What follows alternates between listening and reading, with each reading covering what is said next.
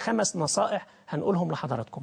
ال3 قواعد اللي احنا تناولناهم في الرجيم السابق الحلقة الماضية اللي هو الرجيم المثالي، لابد أن يحتوي أي رجيم على 3 أشياء: البروتينات والكربوهيدرات أو النشويات والدهون.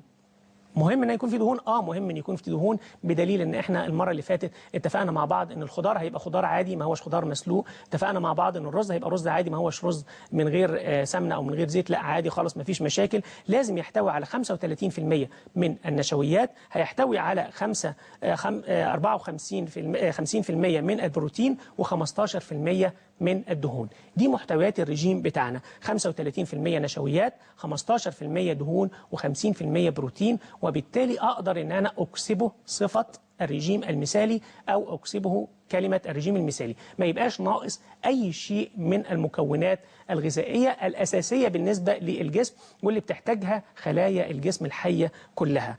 تاني قاعدة، احنا لو تلاحظوا طلبنا من حضراتكم التخفيف من الأبيضين، السكر والملح. التخفيف من الأبيضين، السكر والملح. طبعا السكر يعني فوائده قليلة شوية ما عدا السعرات الحرارية، واحنا اوريدي عايزين نقلل السعرات الحرارية.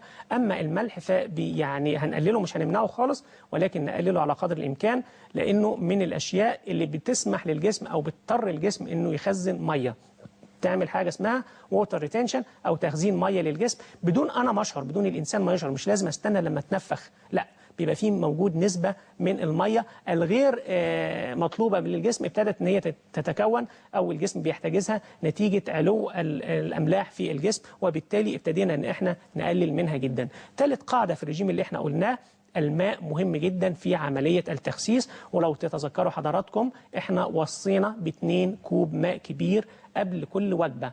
الماء من الأشياء المهمة جدا في التخسيس ومن المهمة جدا في الرجيم. في كتير قوي بيقولوا نمنع المية، طبعا مش صح. احنا بنقول بس ما نشربش في وسط الأكل على قدر الإمكان، وما نشربش بعد الأكل مباشرة أيضا على قدر الإمكان. ولكن بيفيدني قوي إن أنا أخد 2 كوب ماء كبير قبل كل وجبة. دي من الأشياء المهمة جدا علشان نقدر ان احنا نضفي على الرجيم بتاعنا كلمة التخسيس او الرجيم المثالي.